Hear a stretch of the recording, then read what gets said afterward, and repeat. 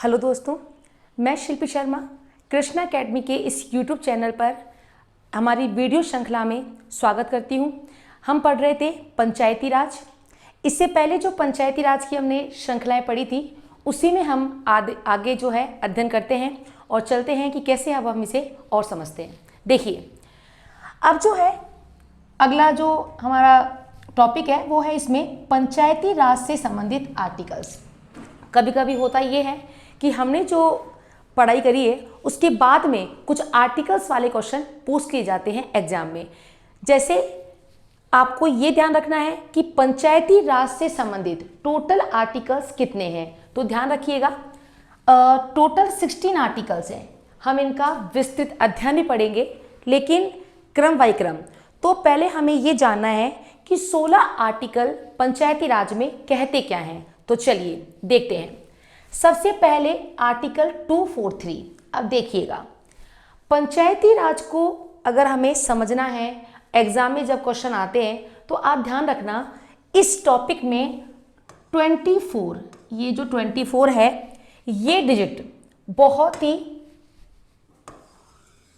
बहुत ही आपकी हेल्प करने वाली है। यानी हम इसको जादुई जो है पंचायती राज में जादुई नंबर भी कह सकते हैं। कैसे कह सकते हैं, देखिएगा 24 से ही, यानी 2, 4 और 3, इसी से ही आपको पता होगा कि हमारे सारे के सारे जो हैं आर्टिकल्स पंचायती राज से संबंधित प्रारंभ होते हैं। साथ में 24 अप्रैल को पंचायती राज दिवस में भी मनाया जाता है, दिवस के रूप में मनाया जाता है। तो हो गया ना ये मैजिकल नंबर। तो 24 एक मैजिकल नंबर है, यानी जब भी पंचायती राज का कोई मुद्दा आता है, उससे संबंधित कोई भी आर्टिकल आता है, तो हम जो है आर्टिकल 243 यानी 24 को हम जो है इस वर्ड को देख के, इस न्यूमेरिकल को देखकर हम इसे 2 आंसर दे सकते हैं। वो है 24 अप्रैल पंचायती राज दिवस और एक था 243, जो ही हमारे सभी आर्टिकल चलेंगे, टोटल 16 आर्टिकल। अभी सारे आर्टिकल कहते क्या हैं, तो हम अभी जो पढ़ रहे हैं उन आर्टिकलों का एक साधारण परिचय पढ़ रहे हैं, उसको याद करते हुए चलेंगे। साथ में आगे चल के हम इसका विस्तृत अध्ययन भी पढ़ेंगे। तो शुरू करते हैं। सबसे पहले आर्टिकल 243 243, ये आर्टिकल परिभाषा बताता है। यह आर्टिकल बताता है कि ग्राम पंचायत जो है इसकी परिभाषा क्या है, पंचायती राज की परिभाषा क्या है। तो परिभाषा किस में आती है, 243। इसमें मुझे लगता नहीं है आपको कोई ट्रिक या किसी पीएमएस की आवश्यकता होगी, क्योंकि कोई भी टॉपिक का पहला आर्टिकल उससे संबंधित होता है। वो ये कहता है कि आपको परिचय बताना है। आप चाहे नीति निर्देशक तत्व देख सकते हैं, आप चाहे मूल कर्तव्य देख सकते हैं, पहला आर्टिकल हमेशा किसका होता है, उसके इंट्रोडक्शन का। तो 243 भी किसका है, इंट्रोडक्शन का है, यानी परिभाषा जो है बताता है। इसके बाद में आर्टिकल 243A जो है ये कहता है ग्राम सभा। ये ग्राम सभा के बारे में बताता है कि ग्राम सभा क्या होती है। हर गांव में एक ग्राम सभा का गठन होना चाहिए। उसके सदस्य का जो नाम है वो नामांकन सूची में, यानी उस गांव की मतदाता सूची में उसका नाम होना चाहिए। तो ये जो है वो किसमें है, ग्राम सभा। तो ए पर ग्राम सभा हो गई। अच्छा, अब यहां से हम ट्रिक पढ़ेंगे। तो इसमें है 243B। तो बी से आपको याद करना है गठन कर दो। पंचायतों का गठन किसमें है, बी में। तो इसे याद कैसे करना है, बी मतलब बना दो। बी मतलब हम इसको बोल सकते हैं बना दो। बी से आप बोल सकते हैं बना दो। बना दो, क्या बना दो, गठन कर दो। बना दो का पर्यायवाची क्या हो जाएगा, गठन कर दो। यानी पंचायती राज संस्था का क्या कर दीजिएगा, गठन कर दीजिएगा। बी में आ जाएगा बना दो, गठन कर दो। देखो, अब आपको 243 याद करने की जरूरत नहीं है, लेकिन जो उससे संबंधित उसके सब आर्टिकल्स जैसे 243A, B ये जो डिनोट कर रखे हैं, इससे हमको ये पकड़ करनी है कि वो कहता क्या है। तो 243B, B मतलब गठन कर दो यानी बना दो। अच्छा, फिर है 243C। C मतलब पंचायतों की संरचना। C संरचना, देखिए पंचायतों की संरचना तो सी मतलब संरचना हो जाएगा। भाई प्रोनाउंसिएशन आ रहा है ना, सी मतलब संरचना। तो आप ध्यान रखिएगा, पंचायतों की संरचना का जो प्रावधान है वो किस में कहा गया है, 243C में। आगे चलते हैं, 243D, डी का सीटों का आरक्षण। अच्छा, अब डी का मतलब देना, डी का मतलब देना, तो हमें आरक्षण दे दो, या हमको आरक्षण दिया, हमें आरक्षण दे दो, ये लो साहब। तो डी वर्ड आ रहा है ना, हमें आरक्षण दे दो। तो आरक्षण जो है वो किस में आ जाएगा, डी में। देखो जो है इसका ए में तो आपका जो है इसका ग्राम सभा दे रखी है।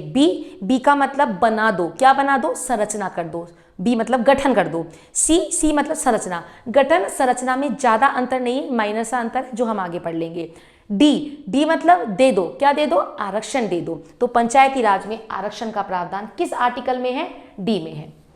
चलिए, अब जैसे इसमें आरक्षण का पहलू आता है कि महिलाओं को, एसटी एससी ओबीसी को कितना आरक्षण दिया गया है, तो ये सब हम अभी आगे पढ़ेंगे क्या है क्या नहीं है। अभी केवल आपको आर्टिकल ही लर्न करने हैं। चलिए, 243E, पंचायतों का कार्यकाल। देखिए, ई फॉर एलिफेंट, ये एक एलिफेंट बना रखा है। अब इस एलिफेंट की उम्र भी बहुत लंबी होती है, तो हम कह सकते हैं कि इसका कार्यकाल बहुत लंबा है। इसकी जीवन शैली, इसका जीवन जीने का जो पीरियड है, जो टाइम है, वो बहुत ही लंबा है। तो 243E, एलिफेंट का कार्यकाल क्या है, लंबा, यानी पंचायतों का कार्यकाल किसमें दिया गया है, आर्टिकल 243E में। समझ में आपको आ गया होगा। चलिए, इसी श्रृंखला में हम और आर्टिकल देख लेते हैं। ये देखिएगा, ई तक हो गए थे, ई के बाद में आता है 243F। एफ में क्या है, सदस्यता से अयोग्यता। किसी भी कारणवश अगर कोई व्यक्ति पंचायतों के चुनाव में, पंचायतों के सदस्यता में अगर वो अयोग्य पाया जाता है तो उसको वहां से हम रिमूव कर देंगे, हटा दिया जाएगा। कैसे हटाएंगे वो भी हम आगे पढ़ेंगे। अभी आपको ध्यान रखना है, सदस्यता से अयोग्यता किस में कहा गया है, 243F में। इसे याद कैसे करना है, देखिए, F का मतलब हो जाएगा फेल, भाई फेल हो गया।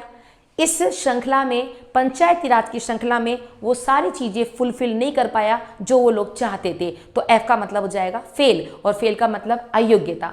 तो 243 में क्या हो जाएगा, फेल यानी सदस्यता की अयोग्यता। जी में है पंचायतों की शक्ति, प्राधिकार, ये प्राधिकार है, इसको मैं पूरा कर देती हूँ, प्राधिकार। अच्छा, उत्तरदायित्व, यानी अगर कोई व्यक्ति जिसको शक्ति मिल गई हो, वो अपने उत्तरदायित्वों का अच्छे से निर्वहन कर रहा हो, तो वो व्यक्ति कैसा है, गुड होता है ना, अच्छा होता है। पावर मिलने के बाद भी वो अपना कर्तव्य बखूबी प्रकार से निभा रहा है। तो ध्यान रखिएगा, जी का मतलब हम इसको लर्न कर लेंगे गुड से। जी मतलब गुड, यानी अच्छा है, उसने अपना उत्तरदायित्व निभाया, तो वो हमारा हो जाएगा जी में। एच मतलब आज मुझे कर देना है, हमें जो है कर देना है, कर देना बहुत ही अच्छी बात है। मूल कर्तव्यों में भी इसकी अनुशंसा की गई थी, तो ध्यान रखिएगा, कर देना बहुत ही अच्छा हमारा अधिकार है, हमारा कर्तव्य भी है। तो ध्यान रखिएगा, कर देना है, तो इसमें वर्ड आ रहा है एच, हमें कर देना है, तो इसमें हमारा आ जाएगा 243 में एच, करारोपण की पावर। चलते हैं आगे, 243 आई का मतलब वित्त आयोग का गठन। मैं वित्त देने आई, पैसा देने आई। वित्त आयोग का गठन राज्यपाल, गवर्नर के द्वारा किया जाता है 5 वर्ष के लिए। हम पढ़ेंगे इसको भी आगे। फिलहाल के लिए आपको ध्यान रखना है, मैं वित्त देने आई, ये बार बार पूछा जाने वाला क्वेश्चन है, बहुत ही इंपॉर्टेंट है, तो इसको जो है आप याद करना, मैं वित्त देने आई, मैं वित्त देने आई, तो ये हमारा हो जाएगा 243 आई में। इसी श्रृंखला में आगे है 243 जे। अब जे में आता है पंचायतों के लेखा जोखा का अंकेशन। पंचायतों ने जो लेखा जोखा करा है, जो कार्य किया है, उसका हमें बताना है, उसका अंकेशन करना है कि किस हिसाब से कार्य हुआ है, और उसकी रिपोर्ट जो है राज्यपाल को सौंपनी होती है। तो लेखा जोखा अगर आप बना लेंगे तो देखिए, लेखा जोखा, इसमें वर्ड जय आ रहा है, लेखा जोखा करना जे, तो 243J में आ जाएगा पंचायतों के लेखा जोखा का अंकेशन किसमें कहता है, 243J में। समझ में आपको आ गया होगा। एक बार हम दोबारा देखो, मेरे साथ साथ बोलो। अगर मैं आपसे पूछती हूँ सी, तो सी मतलब संरचना, डी मतलब आरक्षण, जी मतलब गुण से याद किया था, उत्तरदायित्व तो शक्ति वाली बात। जी के बाद में एच क्या देना है, मुझे कर देना है। आई का मतलब क्या हो जाएगा, आई मतलब मैं वित्त देने आई। इसी प्रकार आपको ये, जैसे मैंने आपको बताए हैं वैसे ही आपको ये सारे जो है लर्न करने हैं। ट्रिक का एक बार आप अच्छे से लिखना, इसको पोज करके और लिखकर, और फिर आप इसको लर्न कीजिएगा। चलते हैं आगे। अच्छा, अब है 243K, इसमें है पंचायतों का चुनाव। पंचायतों का चुनाव यानी पंचायतों का चुनाव कैसे होगा, किस प्रकार से उसमें मेंबर लेंगे, तो वो सभी जो है इस आर्टिकल में आते हैं 243K में। इसे हम कैसे याद कर सकते हैं, हमने जो है कुछ काइट्स बनाई, हमने कुछ, के का मतलब काइट्स होता है पतंग, तो हमने जो है कुछ काइट बनाई, रंग बिरंगी काइट्स थी।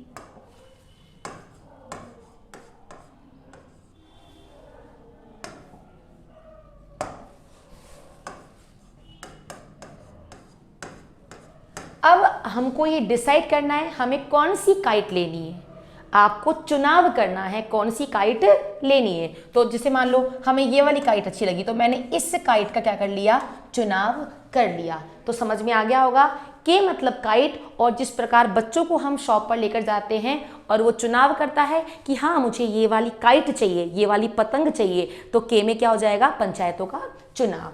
आगे चलते हैं 243L में। एल का मतलब लागू होना, यानी राज्य संघ राज्य क्षेत्रों में पंचायती राज व्यवस्था का लागू रहना या लागू करना। लागू रहना, यहाँ पर आप लेवर्ड ले लेना, लागू रहना यानी एल से डिनोट हो जाएगा। 243M कुछ मामलों में इस भाग का लागू ना होना, हम पढ़ेंगे जैसे अरुणाचल प्रदेश में कोई जनजाति ही नहीं है तो वहां पर आरक्षण नहीं दिया गया है, तो बहुत सारी बातें हैं, किसी किसी भाग पर पंचायतों का, पंचायती राज का लागू नहीं हो पाता है, किसी कारणवश उसके टर्म्स लागू नहीं हो पाते हैं, तो वो सारी जो पोजीशन है, वो सारी बातें हैं, वो आ जाएगी 243M में। एम का मतलब आप याद कर लेना, एम अर्थ यानी मना करना, इससे आप याद करेंगे मना करना, यानी आपकी चीजें हमारे यहाँ पर लागू नहीं होगी, मैंने आपको डायरेक्टली मना कर दिया, ये सारी बातें हो जाती है। उसके बाद में हम आगे चलते हैं उसी श्रृंखला में 243N पहले से विद्यमान कानूनों एवं पंचायतों का जारी रहना। एन का मतलब अगर कोई चीज जारी रहती है तो वो क्या है, वो नेसेसरी है, तो ये पहले से विद्यमान कानूनों का जारी रहना ये हमारे लिए नेसेसरी है। ये किस में आ जाएगा, ये आ जाएगा 243N में। इसके बाद में आता है 243O, जो कि ये लास्ट आर्टिकल है 16 वाला। इसमें आता है निर्वाचन संबंधी मामलों में न्यायालयों के हस्तक्षेप का वर्जन, मतलब न्यायालय जो है निर्वाचन संबंधी मामलों में कोई भी हस्तक्षेप नहीं करेंगे, उनको साफ मना कर दिया गया है कि जीरो, आपका कोई भी बीच में इंटरफेयर नहीं होना चाहिए, जीरो इंटरफेयर की बात कह दी है, तो जीरो यानी ओ जो है वो आ जाएगा निर्वाचन संबंधी मामलों में न्यायालयों का हस्तक्षेप के लिए वर्जित किया गया है, उन्हें मना किया गया है। तो इस प्रकार हमने ये आर्टिकल देखे। अब हम पढ़ते हैं इसके आगे कि कैसे हम इसे डिटेल में और जान सकते हैं। देखिएगा, अब हम अगली श्रृंखला में पढ़ते हैं स्थानीय स्वशासन के प्रकार। हमने पढ़े थे ग्रामीण स्तर प्रशासन होता है, एक होता है शहरी स्तर पर, जो मैंने आपको शुरुआत में ही समझा दिया था। अब आपको लिखने के हिसाब से मैं थोड़ा सा आपको और बता देती हूँ। देखिए, इस व्यवस्था को यानी पंचायती राज व्यवस्था को शुरू करने का श्रेय चोल वंश को दिया जाता है। आपने हिस्ट्री में पढ़ा होगा, प्राचीन भारत में चेर, चोल, पांड्यन, ये हमारे जो है मतलब साउथ साइड में ये वंश बहुत ज़्यादा फला फूला था, और तब से ही ये चोल वंश के काल से ही इस व्यवस्था का प्रारंभ हो गया था। तो अगर आपके एग्जाम में आता है कि आप बताएं कि पंचायती राज जो व्यवस्था है इसको शुरू करने का श्रेय किस वंश को दिया जाता है, तो आप कहेंगे चोल वंश को। इसके बाद में भारत में पंचायती राज व्यवस्था वैदिक काल से ही चली आ रही है, वैदिक काल से ही व्यवस्था चली आ रही है, जिसमें मैंने यहाँ पर काल लिखा है, इधर इकाई लिखी है, यानी उस काल की सबसे छोटी इकाई क्या होती थी और उसका मुखिया क्या होता था। गौर से देखिएगा, मैं ट्रिक भी बताने जा रही हूँ साथ में इसके। देखिए, सबसे पहले बात कर लेते हैं हम वैदिक काल। तो वैदिक काल की सबसे छोटी इकाई क्या है? ग्राम। वैदिक काल की सबसे छोटी इकाई क्या है? ग्राम। ध्यान रखिएगा, अभी तक जब से हम पढ़ते आ रहे हैं और अभी तक मतलब ये लिख दिया है आधुनिक काल।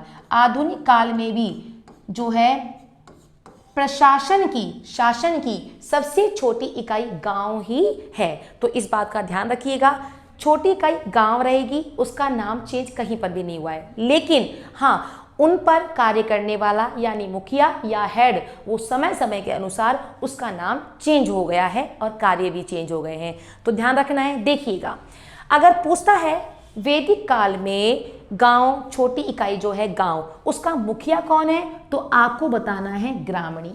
याद कैसे करना है? बहुत ईजी है। देखिएगा, वैदिक से आप वेद पकड़ लो। अगर आप वेद लेकर आते हैं, ठीक है ना, ये इससे अपन एक वेद बनाया कोई बुक्स, तो अपन वेद लेकर आते हैं, तो वेद लेके आने पर हमको देनी होगी मणि।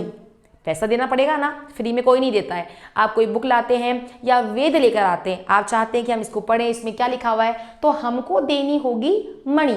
तो मणि से हो जाएगा ग्रामणी, ये लीजिएगा। तो वैदिक काल में गांव की सबसे छोटी इकाई क्या हो जाएगी? ग्रामणी। समझ में आ गया? ठीक है। अगला आता है बौद्ध काल। कौन सा आता है?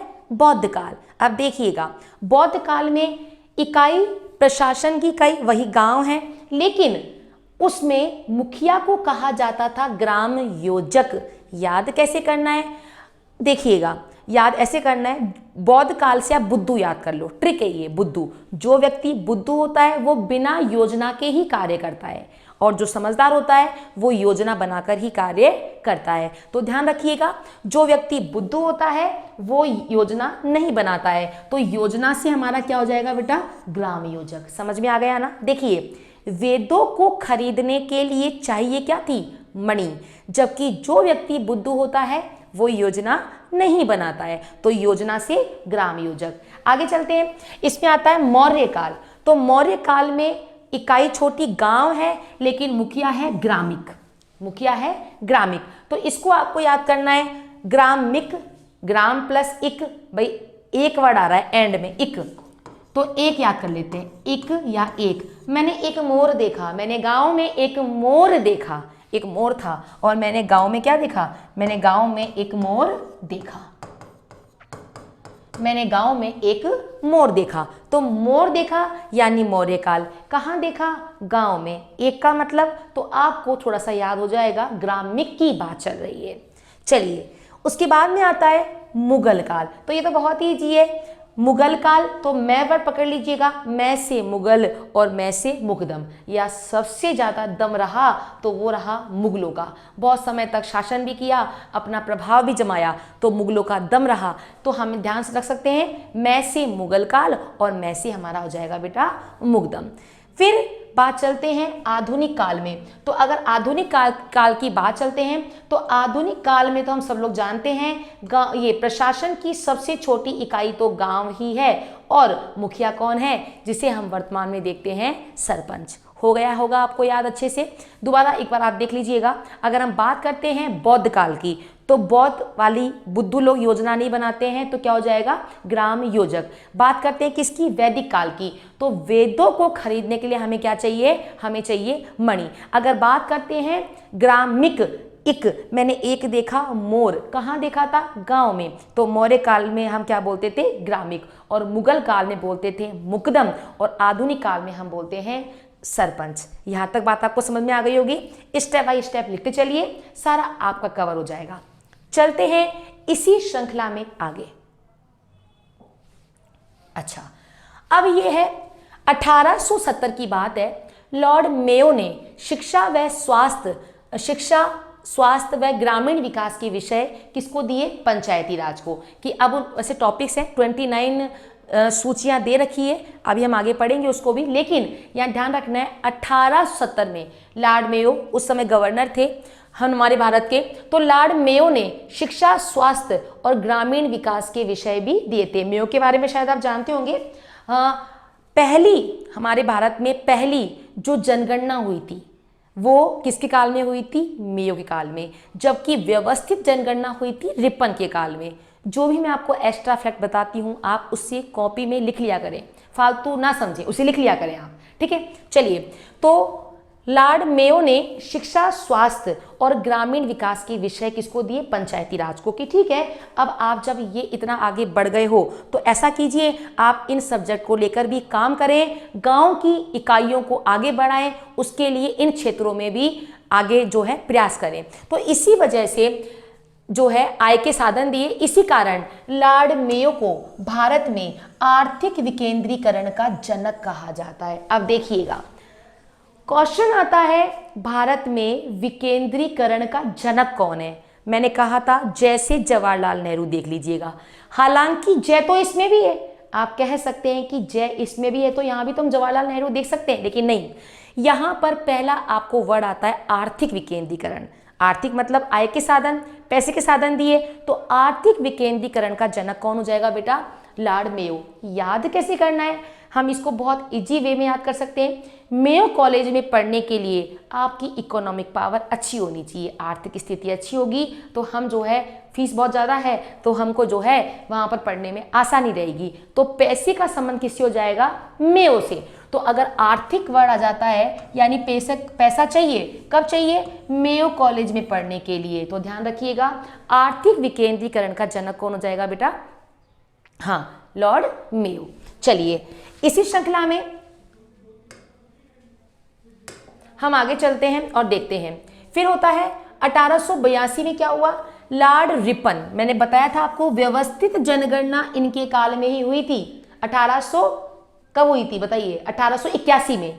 72 में हुई थी मेयो के काल में, लेकिन वो व्यवस्थित जनगणना नहीं थी। व्यवस्थित जनगणना रिपन के काल में ही हुई थी। तो लॉर्ड रिपन ने सर्वप्रथम जिला बोर्ड, ग्राम पंचायत, न्याय पंचायत का प्रस्ताव पारित कर भारत में पंचायती राज की ठोस नींव रखी। सभी ने पहले प्रस्ताव दे रहे थे, लेकिन ठोस नींव रखने वाले कौन थे? रिपन। इस प्रस्ताव को स्थानीय स्वशासन का मैग्ना कार्टा कहा जाता है। मैग्ना कार्टा क्या होता है? मैग्ना कार्टा होता है लिखित पत्र। अगर हम किसी चीज को लिखकर प्रस्तुत कर देते हैं तो वो मैग्ना कार्टा के रूप में जाना जाता है। तो सूची बनाकर जो दिया वो लॉर्ड रिपन थे। तो स्थानीय स्वशासन का मैग्ना कार्टा कहा जाता है किसे? लॉर्ड रिपन को। स्थानीय स्वशासन का जनक भी है और यही जो है लॉर्ड रिपन को कहा जाता है स्थानीय स्वशासन का जनक। तो ये बात भी आपको ध्यान रखनी है। मैग्ना कार्टा वर्ड किसने दिया था? लॉर्ड रिपन ने, लॉर्ड रिपन के प्रस्तावों को। आगे चलते हैं। फिर मॉन्टेग्यू चैम्सफोर्ड सुधार एक्ट हुआ 1919 में। इस एक्ट द्वारा स्थानीय स्वशासन को आंशिक रूप से, ध्यान रखना पूर्ण रूप से नहीं, पूर्ण रूप से तो 1935 के अधिनियम में इसको दर्जा मिला था, लेकिन आंशिक रूप से 1919 के एक्ट के द्वारा राज्य सूची का विषय बनाया गया। जबकि पूर्ण रूप से कब बनाया गया? 1935 में। ध्यान रखिएगा, किस चीज को? ग्रामीण मतलब ग्राम पंचायत को जो है किस सूची का विषय बनाया गया? राज्य सूची का विषय। इसी एक्ट द्वारा यानी 1919 के तहत सर्वप्रथम 1919 में बंगाल में स्थानीय सरकार अधिनियम 1919 पारित किया गया और इसके बाद सभी प्रांतों में इसे पारित कर दिया गया।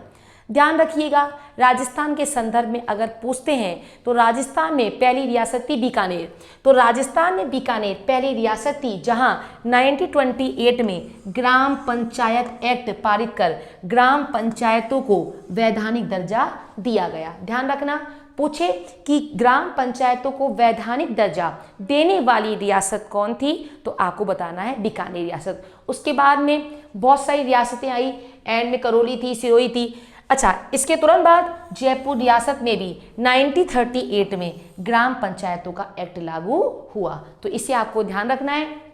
देखिएगा, 1919 में मॉन्टेग्यू चैम्सफोर्ड एक्ट के द्वारा इसे आंशिक रूप से राज्य सूची का विषय बनाया गया स्थानीय स्वशासन को।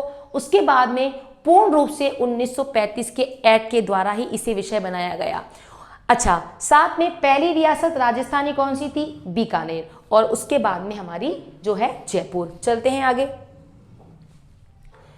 पंचायती राज व्यवस्था के महत्व को देखते हुए भारतीय संविधान में आर्टिकल 40, आपको पता होगा आर्टिकल 40 क्या कहता है? नीति निर्देशक तत्व में आर्टिकल 40 का प्रावधान दिया गया है और इसमें यह कहा गया है कि ग्राम पंचायतों का गठन की बात इसमें कही गई है। तो आर्टिकल 40 में प्रावधान किया गया है ग्राम पंचायतों के गठन का।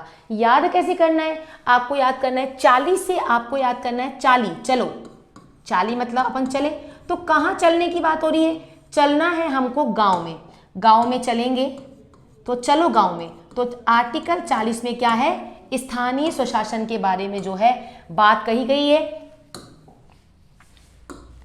अच्छा, फिर पंचायती राज व्यवस्था का संवैधानिक विकास, यानी पंचायती राज व्यवस्था का विकास कैसे हुआ, किस क्रम में ये आगे बढ़ा लोकसभा में। आज किसी भी विधेयक को लाने के लिए या उसको विधेयक के लिए एक्ट बनाने के लिए, अच्छा विधेयक और एक्ट में क्या अंतर होता है? विधेयक होता है जब हम कोई प्रस्ताव लेकर आते हैं, प्रस्तुत करते हैं, वो विधेयक के रूप में आता है। जब वो एंड में राष्ट्रपति के द्वारा उनके हस्ताक्षर या राज्यपाल के हस्ताक्षर के द्वारा जब वो राज्य या केंद्र में लागू हो जाता है तो वो एक्ट के रूप में जाना जाता है। समझ में आ गया? अधपका भोजन को हम बोल सकते हैं, वो विधेयक है। और पकने के बाद पूर्ण रूप से जब उसको सर्व किया जा रहा है तो वो क्या हो जाता है बेटा? वो हो जाता है हमारा अधिनियम। तो देखिएगा, अब पंचायती राज व्यवस्था का संवैधानिक विकास कैसे हुआ, किस प्रकार उसको लागू किया गया, क्योंकि किसी भी एक्ट को लागू करने के लिए किसी प्रस्ताव को लाने के बाद उसे लोकसभा, राज्यसभा और अंतिम रूप से राष्ट्रपति की अनुमति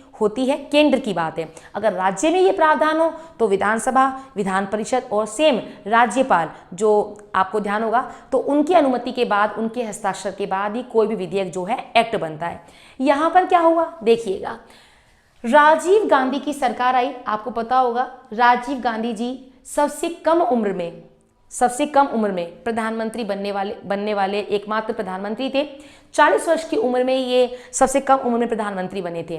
अच्छा, तो राजीव गांधी की सरकार आई और भारत में पंचायती राज को शक्तिशाली बनाने के लिए इन्होंने 64वां संविधान संशोधन विधेयक, समझ गए होंगे ना, विधेयक पारित किया, एक प्रस्ताव पारित किया कि यार पंचायती राज जो व्यवस्था है इसको बिल्कुल सुदृढ़ करना है। ये सुदृढ़ होगा तो हमारा देश भी अच्छा बनेगा। तो इन्होंने विधेयक लेकर आए, कौन सा? 64वां संविधान संशोधन। इसको आप याद करना। ये कब हुआ? हाँ, ये आप लिख लीजिएगा। ये विधेयक हुआ था 1989 की बात है। 1989 में ये विधेयक लाया गया और ये विधेयक लोकसभा में प्रस्तुत हुआ, लेकिन लोकसभा में तो पारित हो गया लेकिन राज्यसभा में ये पारित नहीं हो पाया, इसलिए ये मामला रफा दफा हो गया। उसके बाद में वीपी नरसिम्हा राव, तो वीपी नरसिम्हा राव के कार्यकाल में पुनः 73वां संविधान संशोधन विधेयक 1992 के रूप में पारित लाया गया और लोकसभा और राज्यसभा दोनों में पारित हो गया। और इस प्रकार हम कह सकते हैं कि 1992 में ये पारित हो गया, लेकिन पारित होने के बाद ये प्रभावी कब हुआ उस बात को ध्यान रखिएगा।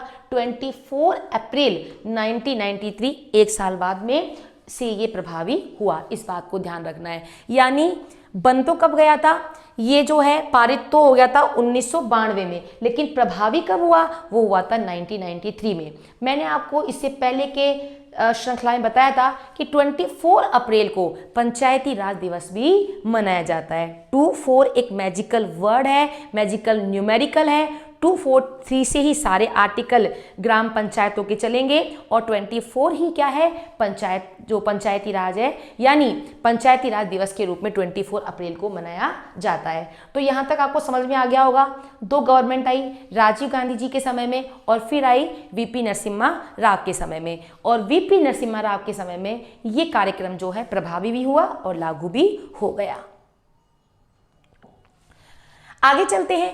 इसी श्रृंखला में 16 सितंबर 1991 में वीपी नरसिम्हा राव सरकार द्वारा पंचायती राज व्यवस्था के संबंध में विधेयक लोकसभा में पारित किया गया। मैंने आपको बताया था इस विधेयक की समीक्षा हेतु नाथूराम मिर्धा, ये बहुत ही फेमस व्यक्ति हैं, आप इनको जानते होंगे। देखिएगा, ये आपको पता होगा, नागौर से ये पूर्व सांसद भी रह चुके हैं, भारतीय राष्ट्रीय कांग्रेस के राजनेता भी रह चुके हैं, और राजस्थान विधानसभा में ये विधायक भी रह चुके हैं, तो इनके बारे में ध्यान रखिएगा। तो इस विधेयक की समीक्षा हेतु नाथूराम मिर्धा की अध्यक्षता में 22 दिसंबर 1992 को, जो मैंने आपसे कहा था ना कि लोकसभा में प्रस्तुत किया गया, फिर राज्यसभा में, तो 22 दिसंबर 1992 को तो लोकसभा में, और उसका एक दिन बाद जस्ट 23 दिसंबर 1992 को राज्यसभा द्वारा इसे जो है पारित कर दिया गया। 73वां संविधान संशोधन 1992 में लागू हो गया और प्रभावी हुआ 1993 में। 12 अप्रैल 94 से, देखिए एक साल बाद हमारे जो राजस्थान है, जो भी अगर सेंट्रल लेवल पे कोई एक्ट बनता है तो लगभग वो एक साल बाद ही पारित होता है, थोड़ा इसको ध्यान रखिएगा। जैसे सूचना का अधिकार 2005 में बना था, लेकिन राजस्थान में 2006 में लागू हुआ था, ध्यान रखिएगा। तो 1994 में, यानी एक साल बाद 92 को तो ये बन गया था, 93 से प्रभावी हुआ था, उसके बाद में एक साल बाद 94 से राजस्थान में पंचायती राज एक्ट 94 लागू कर दिया गया। इस बात को आप ध्यान रखिएगा। इसके बाद में हम पढ़ते हैं अब थोड़ा सा इनका परिचय। 73वें संविधान संशोधन की क्या क्या विशेषताएं रही, समझ में आपको आ गया। राजीव गांधी के समय प्रस्ताव आ चुका था, लेकिन पारित हुआ वीपी नरसिम्हा राव के समय में। ठीक है, अब हम चलते हैं, थोड़ा सा और देख लेते हैं आगे। विशेषता क्या रही है? ग्राम सभा।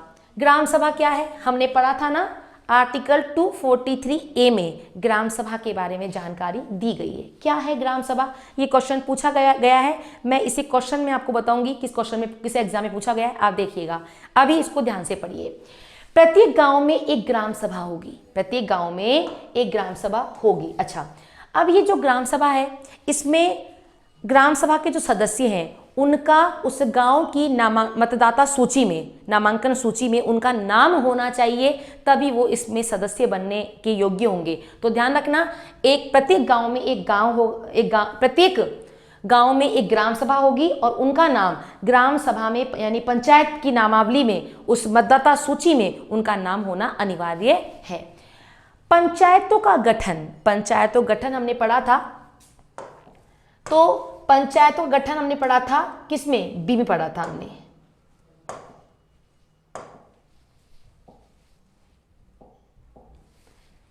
पंचायतों गठन हमने पढ़ा था बी में। एक सेकेंड,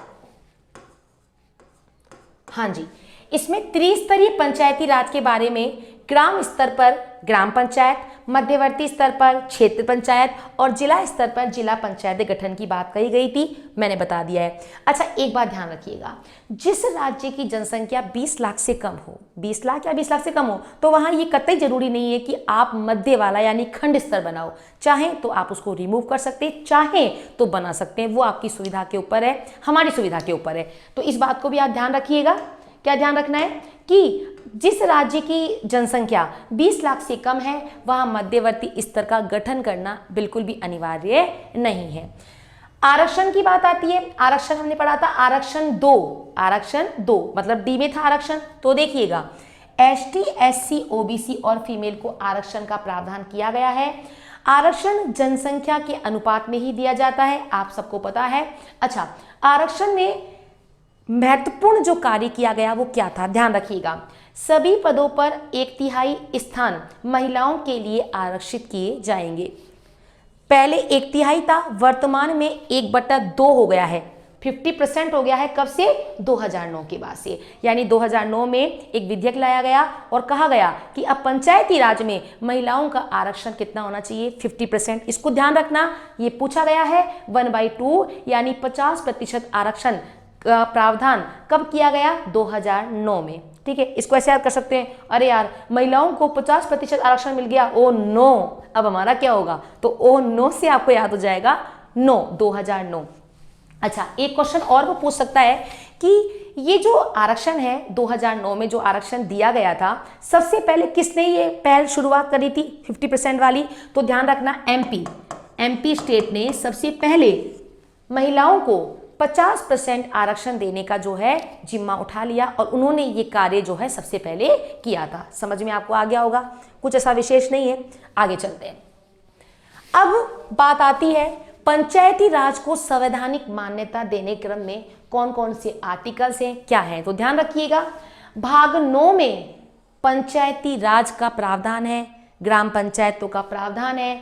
आर्टिकल 243 कैसे, 243 ने मैंने हिंदी में भी लिख दिया है और इंग्लिश में ए से ओ, जिसके बारे में आपने पूरा अच्छे से पहले वाले वीडियो में पढ़ लिया है।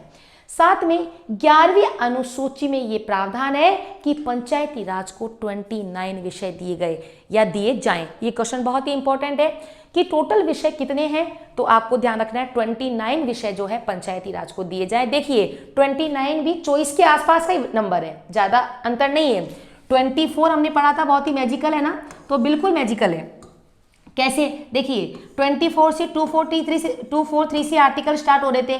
24 अप्रैल को ही पंचायती राज दिवस मन रहा है और 24 में ज़्यादा अंतर नहीं है, 29 यानी 29 विषय टोटल दिए गए हैं। उन विषयों में हम कुछ इंपॉर्टेंट विषय मैं आपको बता देती हूँ ताकि आपके दिमाग में ये विषय ही बता रहे हैं कि क्या ये विषय दिए गए हैं, तो आप कह सकते हैं हाँ भाई दिए गए हैं। देखिएगा, जैसे सबसे पहले दिया गया ये रहा कृषि एवं विस्तार, कृषि एवं कृषि विस्तार यानी कृषि से संबंधित जो भी पहलू है, पता है हमको भाई, ये तो पता रह भी जाएगा भाई, गांव से संबंधित है ना, तो गांव में कृषि का बहुत महत्व है। तो कृषि से संबंधित विभिन्न पहलू इसके 29 विषयों में से कुछ विषयों में शामिल है। इसके बाद में आप देख सकते हैं भूमि विकास दिया गया, लघु सिंचाई दिया गया, पशुपालन, डेयरी उद्योग और मछली, मत्स्य पालन भी इसमें ऐड है। मत्स्य पालन इसमें ऐड नहीं, सॉरी, इसमें कुक्कुट पालन ऐड है, इसमें जो है कुक्कुट पालन ऐड है, ध्यान रखिएगा। मत्स्य उद्योग और साथ में मुर्गी पालन, हाँ मुर्गी पालन इसमें ऐड है, इस बात का ध्यान रखिएगा। तो कुक्कुट पालन हो गया, मत्स्य उद्योग हो गया, परिवार कल्याण हो गया, समाज कल्याण हो गया, पेयजल के बारे में भी प्रावधान का, यानी पेयजल संबंधित जो योजनाएं, जो कार्य करने का अधिकार भी किसको है बेटा, पंचायती राज को। आगे आ जाते हैं, खाद्य ग्रामोद्योग, सड़कें, पुलिस और पुल, सड़कें, पुलिस और पुल राज्य सूची का ही विषय है, पता है आपको। ग्रामीण विद्युतीकरण, गरीबी उन्मूलन के लिए विभिन्न योजनाएं जो चल रही है, प्रौढ़ व अनौपचारिक शिक्षा, जो हमारी शिक्षा नीति है, शिक्षा संबंधित जो बातें हैं, वो सारी की सारी नीतियां ये किसके तहत दी गई है, ये ग्राम पंचायती राज के अंतर्गत। ध्यान रखिएगा, शिक्षा के अंतर्गत आपको एक पता है आर्टिकल 45 जो कहता है कि 6 से 14 वर्ष के बच्चों को अनिवार्य शिक्षा का प्रावधान भी दिया गया है, वो भी इसी के द्वारा दिया गया है। 86वां संविधान संशोधन हुआ था, कब हुआ था, 2002 में। 86वां संविधान संशोधन 2002 में, लिख देती हूं यहां पर, 86वां संविधान संशोधन 2002, जिसे मूल कर्तव्य, टोटल मूल कर्तव्य 11 है, पता होगा ना, पहले 10 थे अब 11 हो गए, तो 11वां मूल कर्तव्य यही है। 86वां संविधान संशोधन 2002 के तहत ये कहा गया है कि वही 6 से 14 वर्ष के बच्चों को अनिवार्य और निःशुल्क शिक्षा का प्रावधान किया गया है। ठीक है, इसके अलावा ये हो गया है बाजार और मेले। आप बाजार में जाते हैं, मेले वगैरह आयोजन होते हैं, उन सब का रख रखाव, उनका जिम्मा, उनको संचालन करने की बात, वो सब भी किसने कही है, वो सब भी कही है ग्राम पंचायत यानी पंचायत स्तर ने। इसके बाद में और जो बातें आती है वो क्या है, देखिए दुर्बल वर्गों का कल्याण। दुर्बल वर्ग वही जो ST SC OBC जो आर्थिक रूप से या फिर किसी भी अन्य पहलू से पिछड़े हुए हैं, उनको भी हमें समान रूप से लेकर चलना है और उनको आगे बढ़ाने की दिशा में जो विभिन्न प्रयास किए जाते हैं वो भी कौन करता है, वो भी पंचायती राज के विषयों में शामिल है। एक बार आप इसका स्क्रीनशॉट ले लीजिएगा, चलते हैं हम इसके आगे ही क्रम में।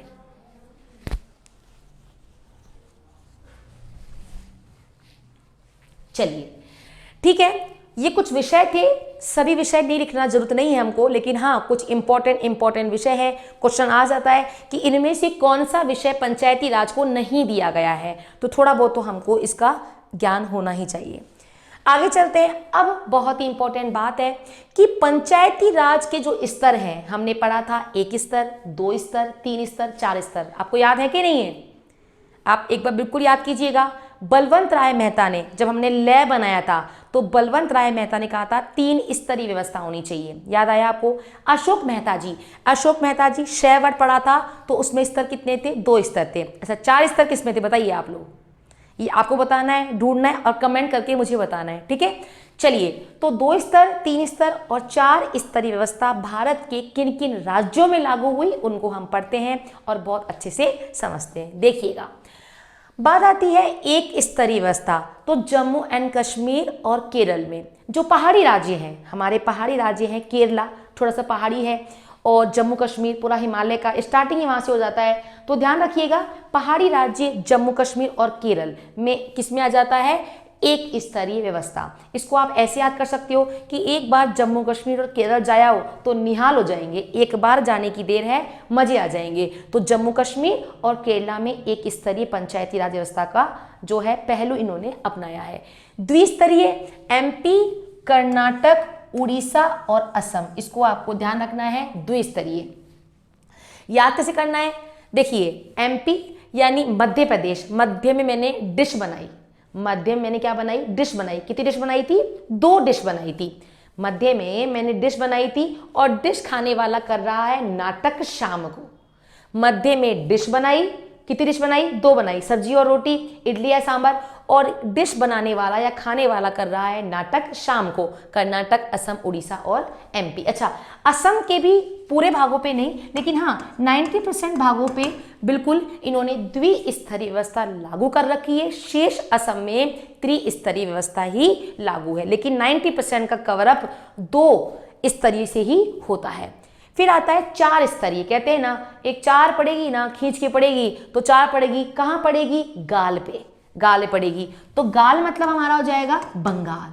तो 4 स्तरीय व्यवस्था अपनाने वाला जो स्टेट है वो कौन सा है? बंगाल।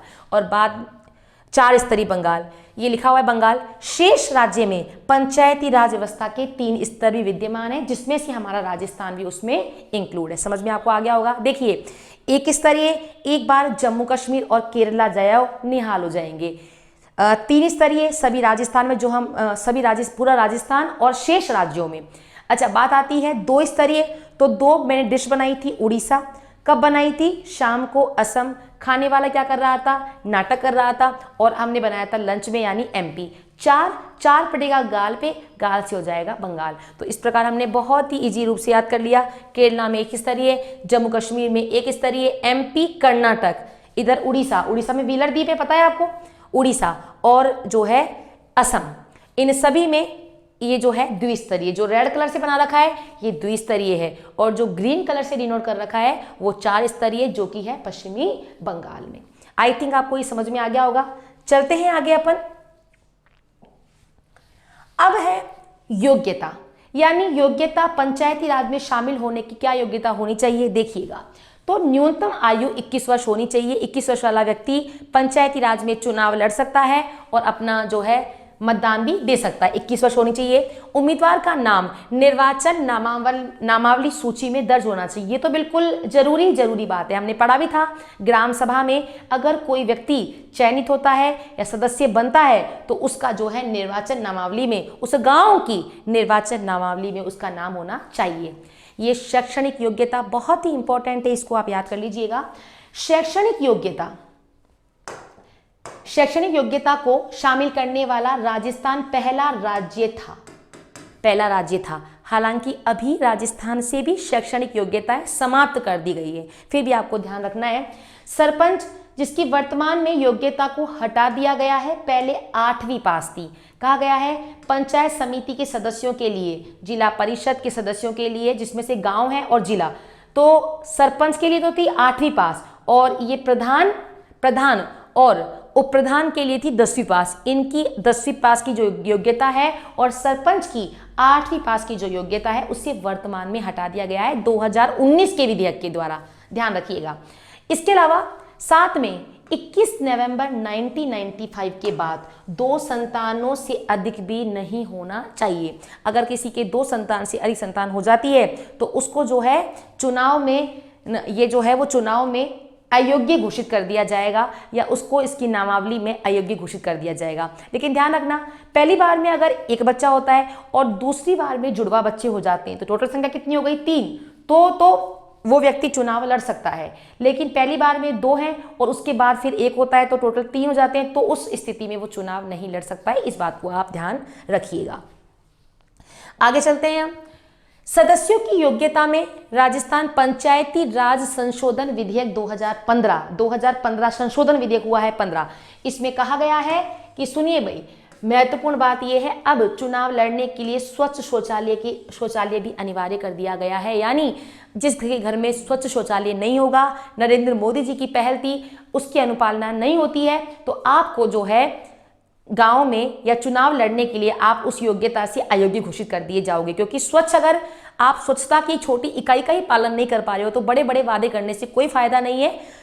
जो है स्वच्छ शौचालय यानी शौचालय का विकास गांव में होना चाहिए। जो व्यक्ति इसमें सूची में नामांकित है या जो इसमें कार्य कर रहा है तो उसके घर में तो शौचालय होना बहुत ही अनिवार्य है। साथ ही सरपंच के लिए मैंने दोबारा लिख दिया यहाँ पर 8वीं पास, जिला प्रमुख और प्रधान की योग्यता 10वीं पास जो थी वो संशोधन विधेयक, ये ध्यान रखना है किस विधेयक के द्वारा हटाई गई है वो ठीक है, पर किस विधेयक के द्वारा हटाई गई है, 2019 के तहत हटा दी गई है। कार्यकाल 5 वर्ष का होता है, आपको पता ही होना चाहिए। पद से हटाने का प्रस्ताव 2 वर्ष के बाद ही आएगा, इस बात को ध्यान रखना। ऐसा नहीं है भाई 5 वर्ष का कार्यकाल है, कोई व्यक्ति आज कार्यकाल में बैठा तो कल उसके लिए उसको हटाने का प्रस्ताव लेकर आ गए, नहीं, 2 वर्ष कार्यकाल पूर्ण होने के बाद ही उसको हटाने का प्रावधान रहेगा। पहले बहुमत था 2/3 बहुमत, पहले बहुमत था 2/3, अब कितना हो गया है 3/4। आप देखिएगा पहले 2 और 3 था, अब 3/4 हो गया है। तो ये जो न्यूमेरिकल है ये भी तो मैजिकल न्यूमेरिकल का हिस्सा है, 2 4 3 भाई, 2 और 3, पहले ये था, अब 3 और 4 हो गया है, तो ये भी उसी में आ गया। यानी आप देख लीजिएगा 24 जो है या 2 4 3 बहुत ही न्यूमेरिकल जो वर्ड है वो बहुत ही मैजिकल है। उससे आपको इस पंचायती राज के पूरे आर्टिकल, इसकी स्थापना जो भी है, बहुत सारे टर्म आपको लर्न हो जाएंगे। तो अब जो है 2007 के बाद, सन पूछे 7 के बाद, अब हमको ज़्यादा लोगों का साथ चाहिए, अब हमको ज़्यादा लोगों का साथ चाहिए। चलिए इसके बाद में आता है निर्वाचन आयोग। तो 243 में पढ़ा था अपन ने, निर्वाचन करना, चुनाव करना, काइटो का चुनाव कर लीजिएगा। ये संवैधानिक निकाय है, केवल स्थानीय स्वशासन से संबंधित ही चुनाव को ऑर्गेनाइज करवाता है और किसी से नहीं करवाता है। राज्य वित्त आयोग आई, मैं वित्त देने आई, हमने पढ़ा था। गठन, राज्यपाल द्वारा इसे गठन होता है। कार्य क्या है, स्थानीय स्वशासन की इकाइयों के मध्य बजट का निर्धारण करना ही राज्य वित्त आयोग यानी इस आई का जो है प्रावधान है। चलिए अभी क्वेश्चन आंसर आ गए हैं, क्वेश्चन आंसर हम अगली ही श्रृंखला में करेंगे। अभी आप इसको अच्छे से पढ़ें, नोट डाउन करें और फिर हम पढ़ते हैं इसकी क्वेश्चन आंसर कि कौन कौन से क्वेश्चन आंसर कौन कौन से एग्जाम में आए हैं। Thank you class.